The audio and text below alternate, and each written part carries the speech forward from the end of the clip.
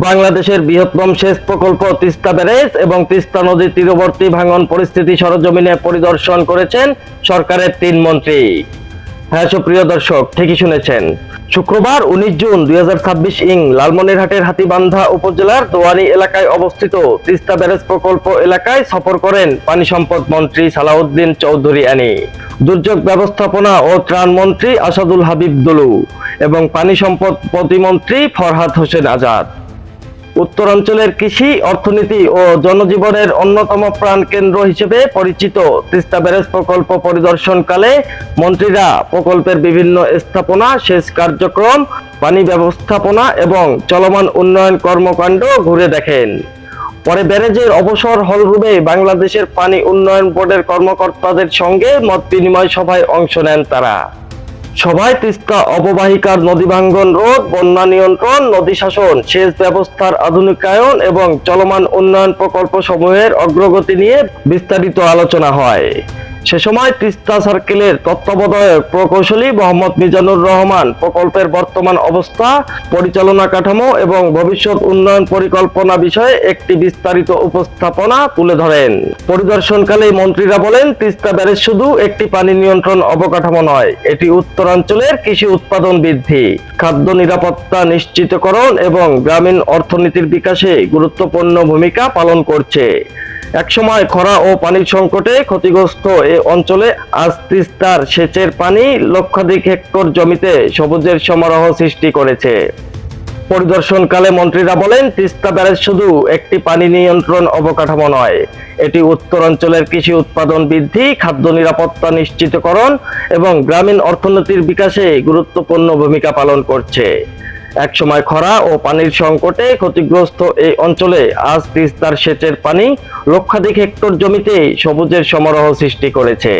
এক ফসলি জমি বহু ফসলি জমিতে পরিণত হয়েছে এবং কৃষকদের জীবনমানেও এসেছে উল্লেখযোগ্য পরিবর্তন। উক্ত সফরের অংশ হিসেবে মন্ত্রীরা তিস্তা নদীর তীরবর্তী ভাঙন কবলিত বিভিন্ন এলাকা পরিদর্শন করেন এবং ক্ষতিগ্রস্ত মানুষের সঙ্গে কথা বলেন।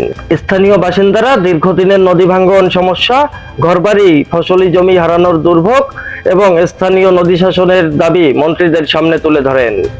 সে সময় স্থানীয়রা আশা প্রকাশ করেন, সরকারের উচ্চ পর্যায়ের এই সফরের মাধ্যমে বহুল প্রতীক্ষিত তিস্তা মহাপরিকল্পনা বাস্তবায়নের গতি বাড়বে এবং নদী ভাঙ্গন রোধে কার্যকর ও টেকসই পদক্ষেপ গ্রহণ করা হবে। উক্ত পরিদর্শন ও মত বিনিময় সভায় পানি সম্পদ মন্ত্রীর সঙ্গে উপস্থিত ছিলেন দুর্যোগ ব্যবস্থাপনা ও ত্রাণ মন্ত্রী অধ্যক্ষ আসাদুল হাবিব দুলু, পানি সম্পদ প্রতিমন্ত্রী ফরহাদ হোসেন আজাদ, ব্যারিস্টার হাসান রাজীব প্রধান এবং রকনউদ্দিন বাবুল। এছাড়াও উপস্থিত ছিলেন পানি সম্পদ মন্ত্রণালয়ের সচিব ডক্টর এ.কে.এম. শাহাবুদ্দিন, বাংলাদেশ পানি উন্নয়ন বোর্ডের মহাপরিচালক প্রকৌশলী মোহাম্মদ এনায়েত উল্লাহ, অতিরিক্ত মহাপরিচালক পরিকল্পনা, নকশা ও গবেষণা প্রকৌশলী মোহাম্মদ রুহুল আমিন, রংপুর জোনের প্রধান প্রকৌশলী ডক্টর মোহাম্মদ সরফরাজ বান্দা, তিস্তা সার্কেলের তত্ত্বাবধায়ক প্রকৌশলী মোহাম্মদ মিজানুর রহমান, লালমনিরহাট ও নীলফামারী জেলার জেলা প্রশাসক সহ প্রশাসনের ঊর্ধ্বতন কর্মকর্তারা, প্রকৌশলী এবং বাংলাদেশ পানি উন্নয়ন বোর্ডের কর্মকর্তা বিন্দুরাও উপস্থিত ছিলেন সেখানে। সফর উপলক্ষে প্রশাসনের পক্ষ থেকে প্রয়োজনীয় সব প্রস্তুতি গ্রহণ করা হয়। হাতীবান্ধা উপজেলার নির্বাহী কর্মকর্তা দীপজন মিত্র খবর লালমনিরহাট অনলাইন অনুসন্ধানী নিউজ টিমকে জানান, মন্ত্রীদের সফরকে ঘিরে নিরাপত্তা ও সার্বিক ব্যবস্থাপনা নিশ্চিত করতে প্রশাসন ও আইন শৃঙ্খলা বাহিনী প্রয়োজনীয় পদক্ষেপ গ্রহণ করেছে। উল্লেখ্য যে তিস্তা ব্যারেজ দেশের অন্যতম বৃহৎ সেচ প্রকল্প। উত্তরাঞ্চলের কৃষি বিপ্লব, খাদ্য উৎপাদন বৃদ্ধি, কর্মসংস্থান সৃষ্টি এবং আঞ্চলিক অর্থনৈতিক উন্নয়নে এর অবদান অপরিসীম। তাই তিস্তা ব্যারেজকে শুধু একটি প্রকল্প নয়, বরং উত্তরাঞ্চলের মানুষের জীবন জীবিকা ও ভবিষ্যৎ সমৃদ্ধির অন্যতম ভিত্তি হিসেবেও বিবেচনা করা হয়। এআই রাজীব, খবর লালমনিরহাট।